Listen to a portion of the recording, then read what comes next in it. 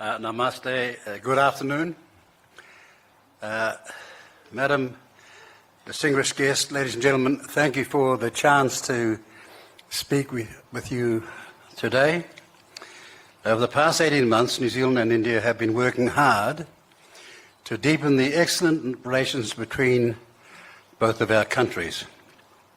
And it's great to be back in New Delhi, just over a year since our last visit. Last night we were able to take stock with Minister Jaishankar of the progress New Zealand and India have made in strengthening relations in recent times, whilst discussing a broad range of challenging issues facing our region and our world. We must at the outset pay tribute to Minister Jaishankar. He is one of the world's leading statesmen, and it is an absolute pleasure to be working with him on this important project of cementing New Zealand-India relations. This afternoon we'd like to outline for you why and how New Zealand seeks stronger relations with India in the context of our broader approach to foreign policy in these uncertain, disordered times. We'll describe New Zealand's outward face, how our small state of 5.2 million people sees its place in and interacts with the rest of the world, and indeed as much of the world that we can possibly cover. We will outline New Zealand's foreign policy, which was reset after the new coalition came into office as a government in late 2023. We wish you to understand our priorities as well as our national values. And we will describe our determination to do more in and with South and Southeast Asia, and especially with the great nation that is India. So you're probably asking yourselves, who is New Zealand and who are we? Well, first and foremost, New Zealand is a small collection of islands in the southwest Pacific, just north of the Antarctic penguins. The original discovery and settlement of the Pacific Islands, including New Zealand, is one of the most remarkable stories of exploration in human history. Historians have compared it with space exploration, as both were journeys into the unknown. But Pacific navigation is arguably even more remarkable because the canoes that set out from the Asian landmass knew not where they would land, nor when, nor indeed if they would find any new territory. But find land they did, as they forged new identities and societies on atolls and islands that today stand as a testament to their imagination, endurance, and a resilience to overcome the formidable challenges of distance, geography, and resource scarcity. So New Zealand is a Pacific Island country. We just sailed and paddled further than anybody else. And we are linked with our Pacific family by geography, history, culture, politics, demography, and indeed DNA. We are truly a Pacific country. We are also self-evidently a maritime nation. The Pacific Ocean represents 31% of the world's surface. The Indian Ocean accounts for another 20%. So the Indo-Pacific accounts for about half the world's surface, meaning protecting sea lanes and freedom of navigation is crucial for both India and New Zealand. New Zealand is also a migrant nation, one of the most multicultural countries anywhere. 17% of our people trace their origins to Asia, including 6% who have Indian ancestry. That diversity strengthens us at home and connects us to the region that shapes our prosperity. 7 of our 10 largest export destinations are in Asia. That is no coincidence. It is the reality of a deeply interconnected future. We are also a deeply democratic people, with New Zealand being one of only 9 countries who have enjoyed democracy continuously since 1854. We are proud to have granted our earliest people, the Maori, and there's a couple here today. I won't tell you who the other one is, but it'll be self-evident. The franchise, all the way back, that is, to the Maori, happened in 1867. And we being the first nation on earth to give women the vote in 1893. We were also proud when visiting your new parliament last year to see New Zealand made carpet adorning India's magnificent new chamber in the world's largest democracy. New Zealanders, as an artefact of our geographical isolation from the world's great population centres, have always been outward-looking, curious about the world around us. Indeed, many of our most iconic New Zealanders have done their best work outside our shores. Lord Ernest Rutherford, who first split the atom, mountaineer Sir Edmund Hillary, who with Sherpa Tenzing Norgay climbed Mount Everest, and whose legacy we were able to honour in Nepal this week. And more latterly, cricketer John Wright, who coached India's national team between 2000 and 2005. And lest we forget, whilst on the subject of cricket, the New Zealand team which stunned the cricketing world in Bengaluru, Pune and Mumbai last year are just a few of our peak Kiwi performers overseas. But of course we have a vegetable called a kumara, and it's said the kumara never says how sweet it is. But as our cricket team showed, the New Zealand character is forged not by a never-ending pipeline of natural talent, something India is blessed with, but by working very hard to hone the skills needed to compete on the global stage and to make the most of limited resources, whatever the endeavour. We push ourselves to work harder because New Zealand has understood these past 80 years as a small state geographically isolated from the great land masses of Asia, Europe and the Americas, that only through the conduct of highly active foreign policy can we advance our national interests, defend our region and make it more prosperous.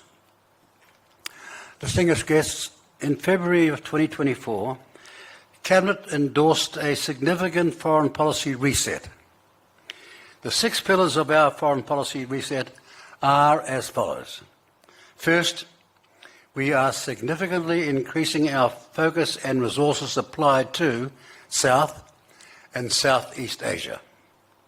Second, we have renewed and reinvigorated meaningful engagement with our traditional and like-minded partners, beginning as always with our one formal ally and indispensable partner, Australia, which we visited again just last week. Third, we are actively sustaining a deeper focus on the Pacific Islands region, bolstering development and security collaboration in response to regional needs and crises. Fourth, we are carefully targeting our multilateral engagement to global and transboundary issues, working with close partners to defend and preserve core principles of international law that underpin our security and prosperity. Fifth, we are supporting new groupings that advance and defend our interests and capabilities. The IP4, where we work closely with Australia, South Korea, Japan and NATO, is an example of this new support. Sixth, we are working hard promoting our goal of seriously lifting New Zealand's export value over the next decade. The 6 pillars of the government's foreign policy reset are underpinned by 3 key concepts. The first is the realism that informs the government's foreign policy. Second, our view of the crucial role that diplomacy needs to play in our troubled world. And third, our unshakable belief that small states matter and that all states are equal. In fashioning foreign policy responses, the realist tendency is to err on the side of prudence. That is, we are careful in what we say and when and how we say it.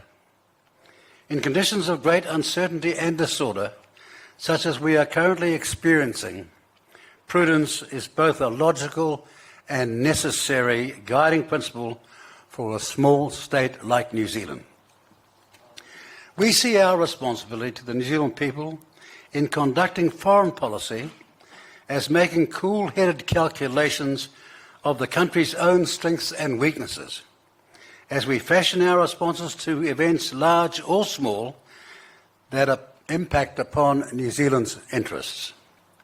For a small state like New Zealand, the role of diplomacy is a crucial instrument of our foreign policy. In our complex geostrategic environment, never has effective diplomacy been more needed. In the 18 months since returning for a third time as Foreign Minister, we have spoken widely with colleagues across the globe. We have visited 45 countries, several more than once, met with well over 100 leaders, that is, presidents, prime ministers, deputy prime ministers, and foreign ministers, and had over 400 political engagements. Summing up these discussions in our national statement to the United Nations last year, we said it has never been more apparent just how much diplomacy and the tools of statecraft matter in our troubled world. Since war and instability is everyone's calamity, diplomacy is the business of all of us.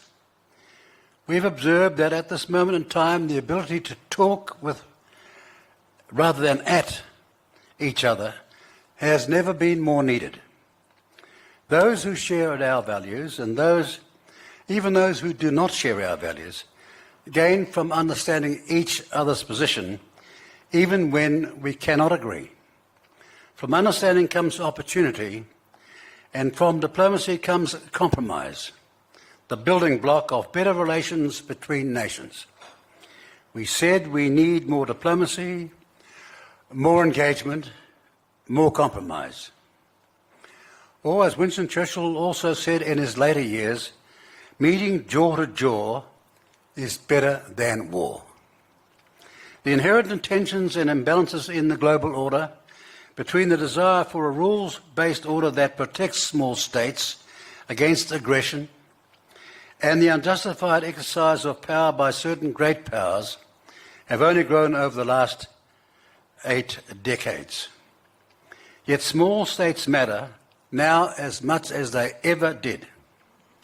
New Zealand holds the foundational belief that all states are equal and that our voices matter as much as more powerful states. Adopting a prudential approach to our diplomacy also means not reacting to everything that happens around you. We are more interested in understanding and anticipating the trend lines that are apparent over much longer periods and how they manifest during our time at the wheel. The broadening of our India-New Zealand relationship. Now, India's trend lines are nothing short of stunning.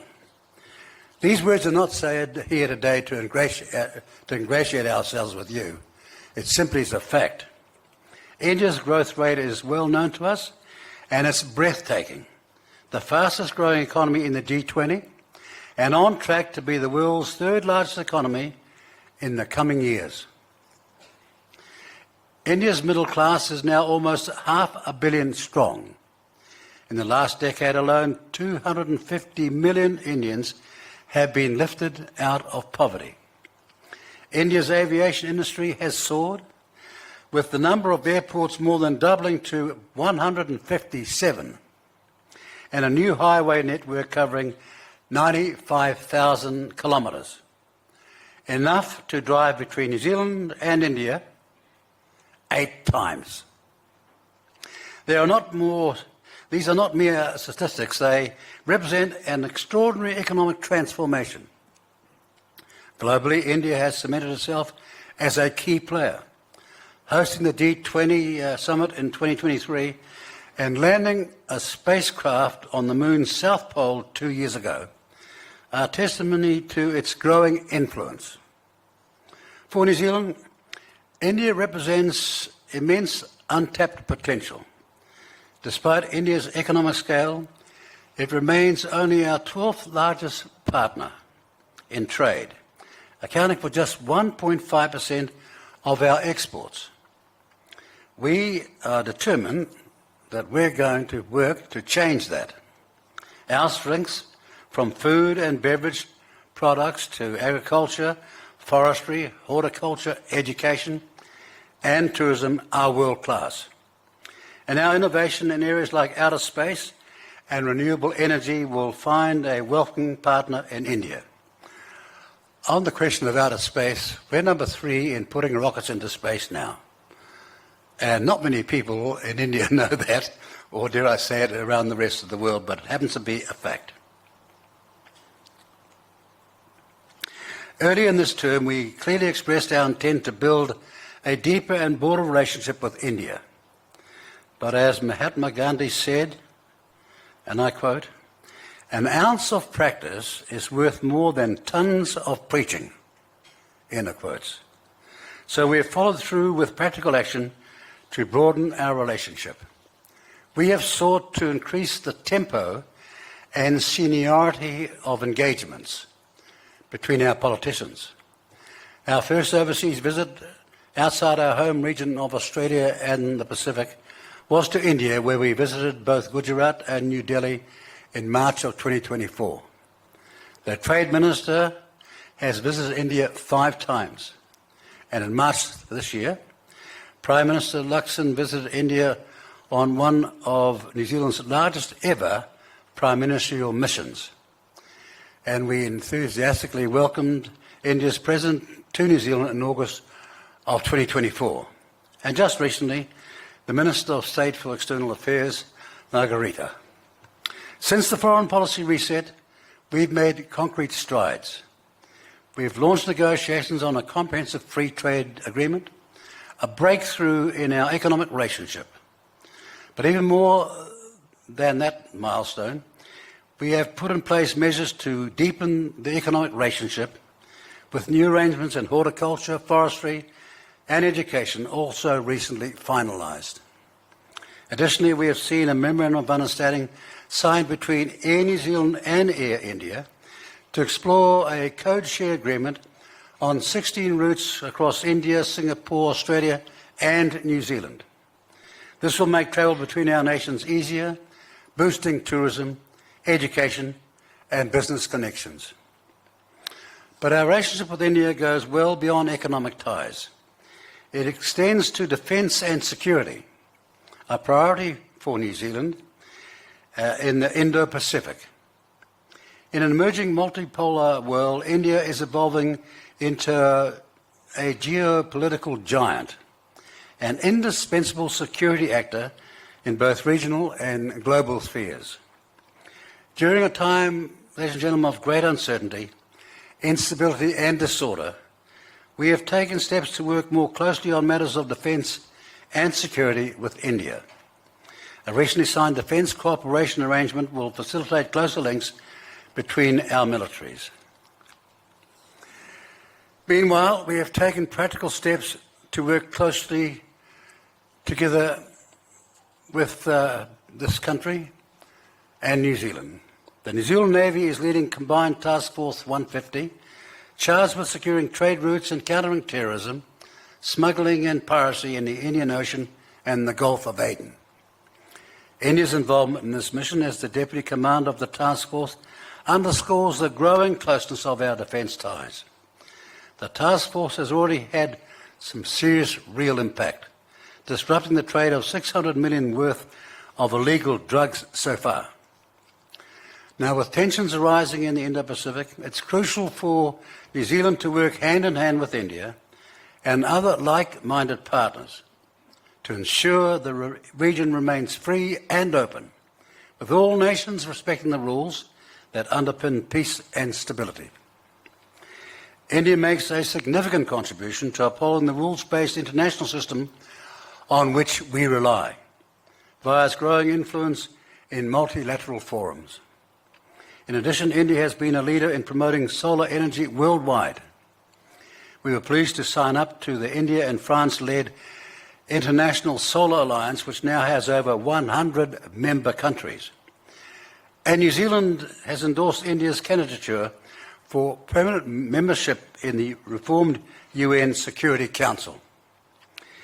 Turning to our growing people-to-people links, Prime Minister Modi has spoken often of the Indian diaspora in New Zealand, calling it a, quotes, living bridge, end of quotes, a living bridge between our countries. That is certainly true. The vibrant Indian community in New Zealand is contributing immeasurably to our society. Their economic contribution is enormous, with estimates from 6 years ago suggesting it was worth around 10 billion.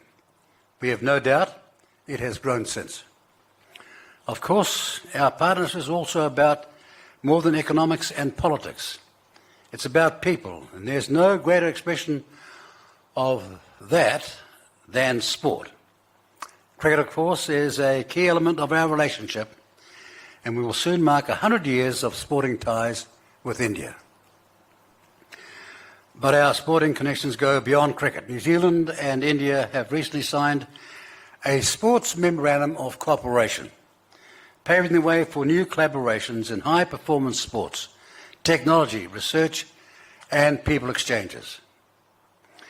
Now, when you consider the range of measures outlined today across these key areas, it becomes clear that India and New Zealand are building a truly broad-based partnership.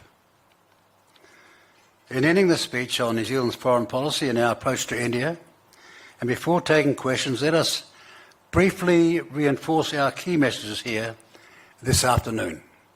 First, we are operating under severe conditions of uncertainty, and the world faces extremely difficult economic and security challenges. New Zealand is pursuing a foreign policy reset to help secure our place in the world.